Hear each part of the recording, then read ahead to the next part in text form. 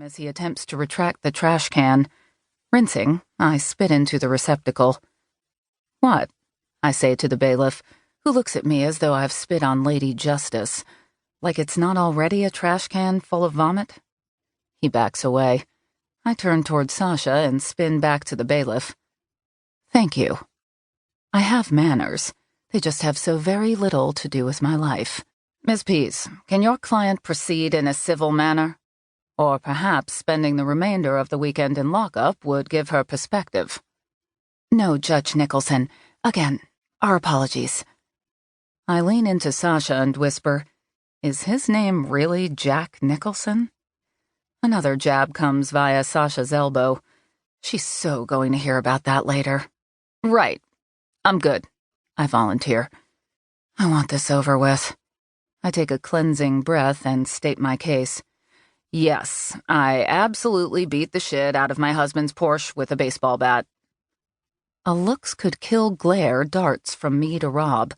One arm is slung over the chair beside him, his fingers tapping as a rhythmic unit. Fascinating. Visible nerves from my cool-to-the-core husband. "Liv," Sasha repeats. "Just don't say anything." Her flawlessly aligned teeth are tightly gritted. I peer hard at the near ventriloquist feet. I should probably take a hint and be her cooperative puppet. "It's not in me." "I'm sorry," I announced to her and Judge Nicholson. "I didn't realize we were questioning the part about me bashing the Porsche with a Louisville Slugger. Honestly, by the time the cops showed up, I doubt a junkyard compactor could have done a better job. I'm nothing if not thorough." The judge looks curiously from me to Sasha. "Were we, Ms. Pease, going to debate Mrs. Van Doren's actions on the evening of September 8th? Sasha sighs and closes her eyes. "No, but," she continues, rallying the war cry that makes her a hell of a best friend, "there are extreme, extenuating circumstances. Unbeknownst to Mrs. Van Doren, Mr. Van Doren used her family home in Wellesley, entrusted to her by her late father, for collateral. With the failure of Mr. Van Doren's latest business venture, it means she'll lose the home, and her mother—" My mother. Now we're getting somewhere. Although Eugenia Klein is, by far, the lesser mitigating fact linked to this evening. Is counsel under the impression I was being anything but sarcastic? Have the rules of law changed? Is it your assumption that I'm going to entertain extenuating circumstances?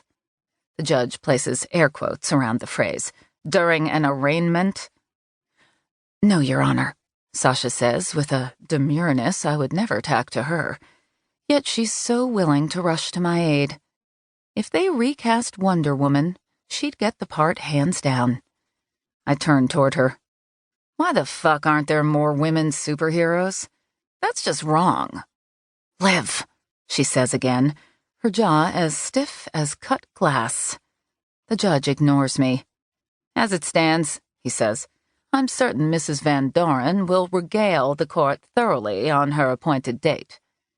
His practiced gaze shifts to me. "The beauty of the weighty wheels of justice, ma'am. It gives you time to rehearse and craft." He slips glasses to the end of a nose so pointed, I'm thinking about woodpeckers. Maybe Jack Nicholson cast as a woodpecker. Judge Nicholson reads from desktop papers. "Ergo, by the appointed date, I'm sure the defendant will have counsel convinced she was arrested while holding a Q-tip, not a baseball bat. Certainly not while assaulting a $90,000 vehicle. Aggravating circumstance by demanding that the responding officers—" The judge clears his throat. "Let me read directly from the report. The alleged perpetrator said, 'Super, you brought guns. What's the going rate for shooting asshole husbands, and do you take credit cards?'" My head clears as the visuals crystallize. If someone was documenting Olivia Klein Van Doren bad behaviors, this might make the top 10. I chew on a thumbnail. Sasha sighs again. "Miss Pease, I suggest you come at this with your plea bargain tools honed and ready.